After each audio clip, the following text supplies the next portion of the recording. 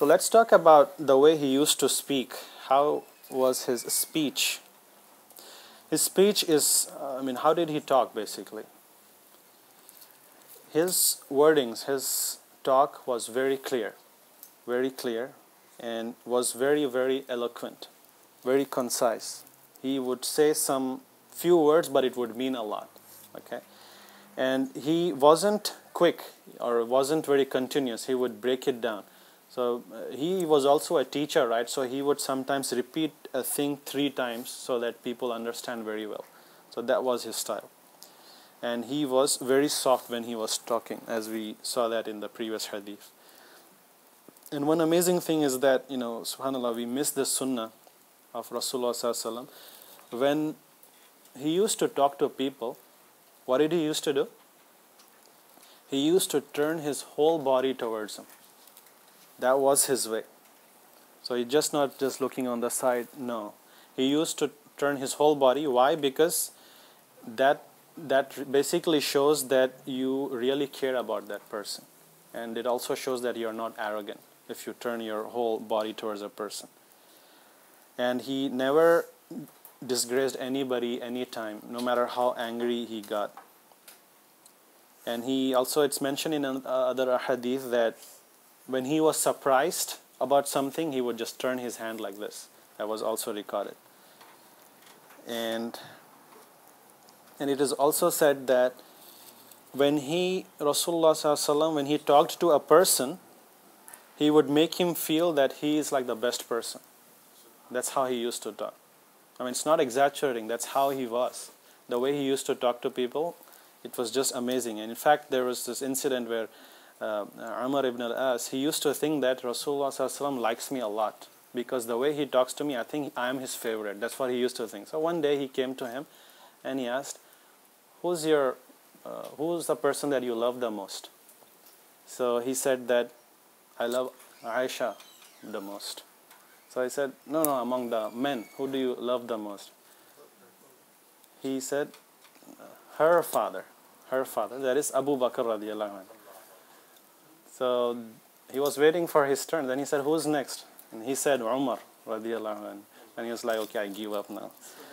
So basically it shows you that people used to feel that, oh, Rasulullah sallallahu alaihi wasallam is talking to me in such a way that I think I am his favorite. So subhanAllah, something that we used to think, you should think how we should talk to people. Really, we are missing out on these sunnahs. And it is said that he never shouted anywhere in bazaars, or if they're in angry or not, he never shouted. He never used any vulgar word whenever he got upset. He always responded with the best. In Makkah, how he was humiliated, insulted, never, even once, whether in Makkah or Medina, he never responded or spoke ill about somebody.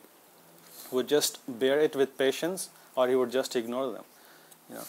And it's also said that when he spoke, he only spoke when it was necessary. He wouldn't speak senseless things. Like only if it is important, he would speak. Not like talking all the time, just wasting. So Ali radiallahu anhu, he said that Rasulullah sallallahu alaihi wasallam kept away from 3 things all his life. First one was arguments, second was pride, and third was senseless utterances. He won't talk unless it was necessary. So that was his sunnah. And we'll move on to the next one. His smile. Rasulullah sallallahu alaihi wasallam used to smile the most. Look at this hadith. Abdullah ibn Harith radiallahu anhu, he said that I did not see anyone who smiled more than the Messenger of Allah sallallahu alaihi wasallam. I did not see anyone. So smiling is different from laughing. He was always always cheered up, and is also, even the Sahaba said that even if he is involved in a lot of sorrow, if he's sad, he would still give that smile to people. And he basically, his laugh was only like a smile. The maximum he laughed was like he showed his teeth, the front teeth, and the Sahaba said that it used to glow, shine a lot like a hailstone. So that's how his smile and laugh was. And subhanAllah, the Sahaba also recorded the things that made him laugh as well. And it said that when he got happy with something, he used to close his eyes due to humility.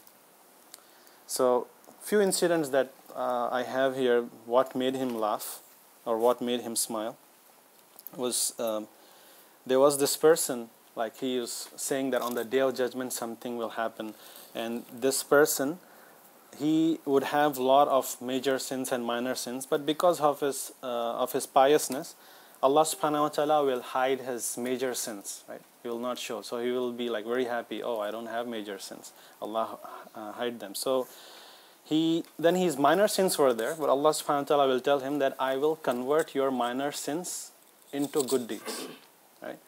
So that man got very happy. Now he started to think, oh Allah, I had those major sins as well. Can you convert those as well? So that was hidden basically, but now he's saying that I want the rewards for those as well. So Rasulullah sallallahu alaihi wasallam smiled at him that even though he was like forgiven and all it was hidden, he was so greedy that he wanted even the major sins to become out and converted. So he was smiling when he was mentioning that. And also another incident on the day of judgment, it is mentioned about a person who will be the last to enter Jannah, right? So this person would be punished in hell probably because he used to miss lots of prayers or something, but he was a Muslim, so he would be punished in the Jahannam, and he would be like the least pious. So when he would come out of the Jahannam, or the hellfire, Allah subhanahu wa ta'ala, there will be conversation going on between him. There's a long hadith, but to cut it down, Allah subhanahu wa ta'ala will give him like Jannah. So he asked Allah subhanahu wa ta'ala for Jannah, but Allah subhanahu wa ta'ala will tell that I will give you 7 times bigger than the earth or something similar to it. So that person, that he would say, oh Allah, are you making fun of me? Are you jesting with me while you are the king of the heavens? So Allah subhanahu wa Rasulullah sallallahu alaihi wasallam, when he said that, he was smiling. He was smiling. Because he couldn't believe it, because Allah subhanahu wa ta'ala gave him so much, he couldn't believe it. He thought Allah is making fun of him, but he smiled that time. And also he used to smile a lot when he used to read this dua, innahu la yaghfiru dhunuba illa ant. Basically meaning, indeed no one can forgive you, no one can forgive the sins, my sins like you, like Allah subhanahu wa ta'ala. So he would smile at that. And also in the battle of Khandaq, it is mentioned that one time the Sa'ad ibn Abi Waqqas, he was very good at shooting arrows, right? So he would shoot an arrow, and there was this person who was trying to hide with a shield, right? Or trying to escape. But Sa'ad ibn Abi Waqqas kept trying, and eventually he managed to kill that disbeliever. And so Rasulullah sallallahu alaihi wasallam was smiling at that time, because he was so precise, and that person who was trying to shield himself got killed. So that was there are many long lists, but inshallah sometime later on. And he used to joke also. He was not like a serious person, and there are a lot of jokes that he said that is also recorded. But when we say jokes, his jokes were different in the sense he would never lie in a joke. When people joke, they are usually lying here in today's world. But he would always speak the truth regardless. So some incidents that are recorded, his jokes, was, that story, that an old woman came to him and he said, oh Rasulullah, make dua for me that I enter Jannah. She was making dua to him. So Rasulullah sallallahu alaihi wasallam said that old women do not enter Jannah. You cannot go, I'm not going to make dua for you. You cannot enter Jannah. So that woman, that poor lady, she started to cry, because there's no dua for her. And she started to leave. So Rasulullah sallallahu alaihi wasallam called her back.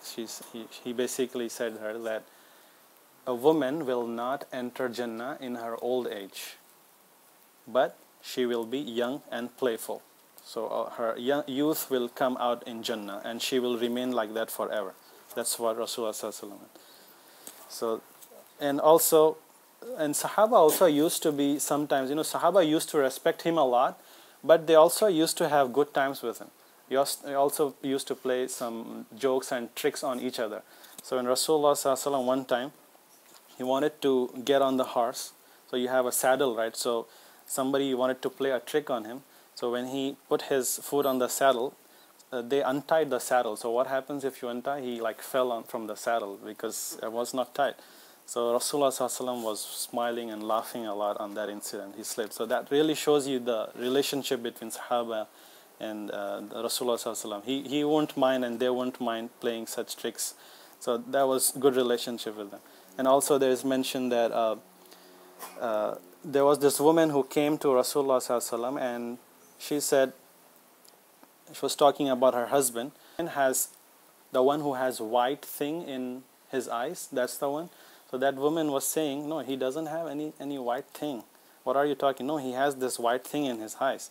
So she was really getting very nervous. Well, what is this white thing? I don't see it. So Rasulullah sallallahu alaihi wasallam said that, no, don't worry, it's the white thing that everybody has in the eyes. So he would be just have good times with people, not just serious personality. And Anas ibn Malik radiyallahu anhu, he was the one who used to serve Rasulullah sallallahu alaihi wasallam from childhood. He was a child, and he used to call him with jokingly. He used to call, oh, the one with 2 ears, come here, the one with 2 ears. So, and also when his brother passed away, his brother's sparrow, he had a bird, passed away. So he would console him by saying, "Oh Abu Umair, what did the Nughair do?" Basically rhyming it. What did the sparrow do? He had a sparrow bird. So he would try to console him for the loss of his the bird.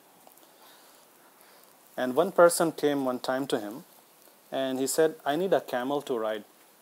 I need a camel. You have extra camels? Give me one." So Rasulullah sallallahu alaihi wasallam said, "Okay, we will give you a child of a camel."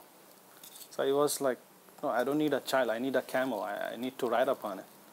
So no, he said, "We will give you a child of a camel." Then Rasulullah sallallahu alaihi wasallam then told him that every camel is a child of some other camel. So I'll give you a camel. So he gave him. So he was happy after that. And also, there was this another person, Zahir ibn Hiram Ash-Shajai, radiyallahu anhu. He had good relationship with him. He was a Bedouin, and he used to bring some gifts to Rasulullah sallallahu alaihi wasallam. And one time he was in the market selling his stuff, and Rasulullah sallallahu alaihi wasallam came from behind him, and he caught him between his arms and the back, and he started to pick him up, and he said, "Who will purchase this slave? Who will purchase this slave?" Just out of jokingly. So he said, Zahir said that, "Who will buy me, Rasulullah? I am worth nothing. My physical features are so and so. Who will buy me?" So Rasulullah sallallahu alaihi wasallam said that in the eyes of Allah you are very, very valuable. So that was his another side of Rasulullah sallallahu alaihi wasallam. He was a balanced personality. We know that he was the best worshipper, but he had very good moments, and he had very good moments with his wife too. Inshallah, when we covered the fiqh of marriage and how he was with his wife, inshallah, some other series, there were a lot of good incidents that happened between him and his wife. Very good conversations, very healthy conversations, very light moments. So inshallah we'll cover that later on.